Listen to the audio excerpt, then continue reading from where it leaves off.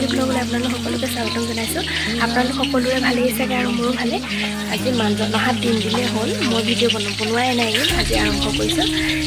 মানুহজন আহিছেতো একদম মানুহজনৰ লগত ব্যস্ত হৈ আছোঁ। আজি বোলো ভিডিঅ' এটা বনাওঁ আৰু তাকে এতিয়া মই চব্জি বনাইছোঁ। পাপাই মাছ আনিলেগৈ বজাৰৰ পৰা, সৰু মাছ।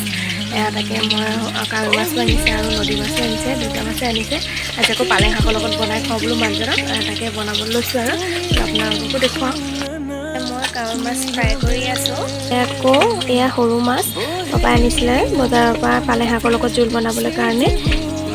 এয়া পালেং শাক মই আধা কাটিলোঁ আৰু আধা কঠালৈ কাটিম আৰু মায়ে ওচৰৰ মামা এজনৰ ঘৰৰ পৰা আনিছিলে। এতিয়া বনাই আছোঁ আৰু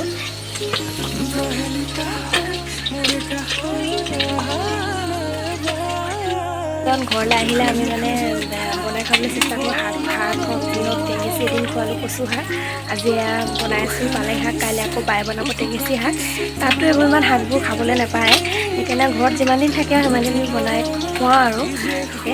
আৰু মাছটো বাৰু পাই থাকে তাত, মাছ মাংস সিও ঘৰৰ নিচিনাটো নহয়, মানুহজনে বনাই দিয়া নিচিনাটো ক'ত হ'ব ন। আৰু ঘৰত যিমানে য'ত যি খালোঁ ঘৰৰ নিচিনা কেতিয়াও নহয়, আৰু সেইকাৰণে মই বনাই আছোঁ আৰু যাৰ যাৰ দূৰত আছে মানুহজনটো ঘৰ ক'লে গম পায়েই। মানুহজন আহিলে চবৰে মন যায় কি বনাই খোৱা মানুহজনে কি ভাল পায়। এনেইতো থকা নহয়, এবছৰত চাগে 80-90 দিনমান থকা হয় নেকি আৰু লগত ছুটি মিলাই। যি হ'লেতো কোৱাৰ্টাৰত যাবলৈ পৰা যায়েই। আৰু কিছুমান জেগাত এনেকুৱা হয় কোৱাৰ্টাৰ নাপায়, মানে ৰিক্সি জেগাবোৰত কোৱাৰ্টাৰ নাপায় আৰু মানুহজন নিবলৈও ভয় কৰে। তেওঁৱে আমাৰ ৰিক্সত আছে, আমাকনো নি পিনি কিনো ৰিক্সত পেলাব, সেইটোৱে আৰু সেইকাৰণে আৰু যেতিয়া যোন জেগাত পৰিলে কেতিয়াবা কোৱাৰ্টাৰ পালে এবাৰ যাম আৰু খাটা আছে যাবলৈ কাৰণে। এতিয়াবোৰ বনাই আছোঁ, নহ'লে দেৰিয়ে হ'ব। পালেং শাকৰ লগত মাছৰ জোল, এফালে বনালোঁ ৰঙালাও ফ্ৰেঞ্চবিন এটা চব্জি,